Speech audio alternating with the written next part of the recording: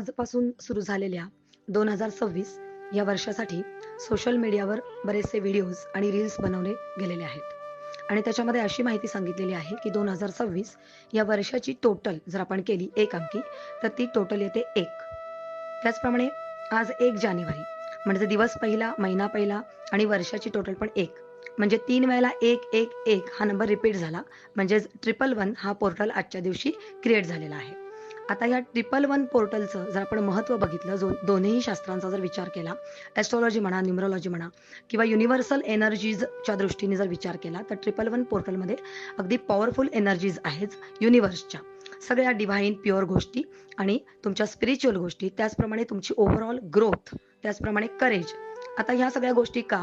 तर 1 नंबर हा सूर्यदेवांचा नंबर आहे. म्हणजेच ज्योतिषशास्त्रामध्ये सूर्य या ग्रहाचा 1 नंबर आहे.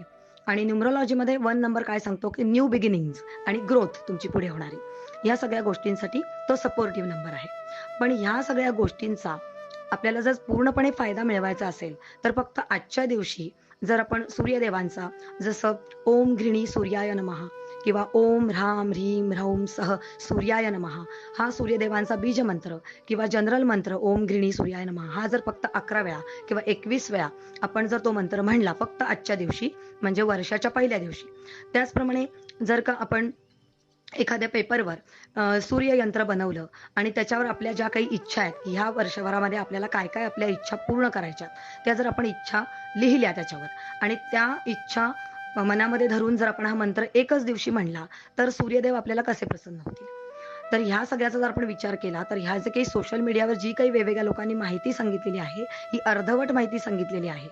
पूर्ण माहिती आणि खरी माहिती ही आहे की प्रत्येक ज्या व्यक्तींच्या कुंडलीमध्ये सूर्य हा ग्रह पॉवरफुल कंडिशनमध्ये आहे, खूप चांगल्या स्थितीमध्ये आहे, जसं की सूर्यदेव हे मेष राशीमध्ये आहेत, त्याचप्रमाणे म्हणजे त्यांच्या उच्च राशीमध्ये, मेष राशी ही उच्च राशी, त्याचप्रमाणे स्वतःच्या सिंह राशीमध्ये जर असतील तर ही स्थिती खूप चांगली आहे त्या व्यक्तीच्या आयुष्यासाठी.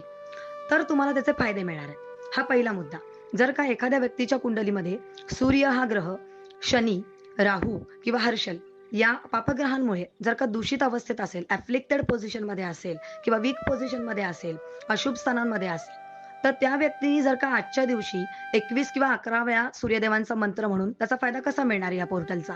तर 111 हा जो पोर्टल आहे, हा स्पिरिच्युअल गोष्टींसाठी म्हणजे स्पिरिच्युअल ग्रोथ, त्याचप्रमाणे तुमचं सक्सेस, तुमची फायनान्शियल ग्रोथ आणि न्यू बिगिनिंग, एस्पेशली न्यू बिगिनिंगसाठी हा पोर्टल खूप फायदेशीर असतो. पण त्या गोष्टींचा फायदा कुणाला मिळणार आहे, कोणत्या व्यक्तींना स्पेसिफिक जास्त प्रमाणात मिळणार आहे, ही माहिती सोशल मीडियावर व्यवस्थितपणे सांगितली गेलेली नाही. अर्धवट माहिती सांगितली गेलेली आहे. तर ज्या व्यक्तींच्या जन्मकुंडलीमध्ये त्यांच्या जन्माच्या वेळेला सूर्य या ग्रहाची स्थिती खूप चांगल्या पोझिशनमध्ये आहे, सूर्याची स्ट्रेंथ चांगली आहे कुंडलीमध्ये सूर्य या ग्रहाची, त्याच व्यक्तींना याचा फायदा एकतर पहिला मुद्दा चांगल्या प्रकारे मिळणार आहे. दुसरी गोष्ट, ज्या व्यक्ती आधीपासूनच म्हणजे 2026 हे जे साल आज सुरू झालेलं आहे त्याच्या अगोदर गेले 6 महिने किंवा गेलं वर्षभर किंवा वर्षापेक्षा जास्त कालावधीसाठी त्यांची आध्यात्मिक बैठक स्ट्रॉंग आहे, म्हणजे मेडिटेशन या प्रकारच्या तेव्हा किंवा फोकस, कॉन्सन्ट्रेशन या गोष्टी किंवा सूर्याचा जो मंत्र आहे किंवा आपल्या आराध्य दैवताचा जो मंत्र आहे, तो खूप चांगल्या प्रकारे चॅन्टिंग जर त्या व्यक्तीने खूप अगदी सातत्यानं कन्सिस्टन्सी जर असेल त्याच्यामध्ये केली असेल, म्हणजे कन्सिस्टंटली जर मंत्र चॅन्टिंग केलं असेल गेली वर्षभर किंवा 2 वर्ष, तर त्या व्यक्तीचा जो काही ऑरा आहे हा खूप पॉवरफुल झालेला असतो. खूप डिव्हाइन आणि प्युअर एनर्जीज त्याच्या आजूबाजूला सगळ्या एकदम स्टेबल झालेल्या असतात आणि त्या जर एनर्जीचा सपोर्ट हा जर त्या व्यक्तीला असेल आणि जर त्या व्यक्तीने आजच्या दिवशी ही सुरुवात केली या सगळ्या गोष्टींची, मंत्र चॅन्टिंग म्हणा किंवा सूर्य देवतेला रोज सकाळी सूर्योदयाच्या वेळेला जल अर्पण करणं रोज सातत्याने किंवा सूर्य नमस्कार घालणं, त्याचप्रमाणे दररोज 108 वेळा हा जो मंत्र आहे की ओम ह्राम ह्रीम ह्रौम सह सूर्याय नमः, हा सूर्यदेवांचा बीज मंत्र आहे. त्याचप्रमाणे ओम घृणी सूर्याय नमः हा जनरल मंत्र आहे. विशेष करून जर का वीक सण असेल तुमच्या कुंडलीमध्ये, वीक पोझिशनमध्ये सण असेल, तर तो स्ट्रेंथन करण्यासाठी, त्याचप्रमाणे हेल्थ बेनिफिट्स म्हणजे आरोग्याच्या काही तक्रारी असतील, अगदी लॉंग टर्म डिसीजेस असतील कोणाला, तर ते चांगल्या प्रकारे त्याच्यामधनं तुम्हाला बरं होण्यासाठी.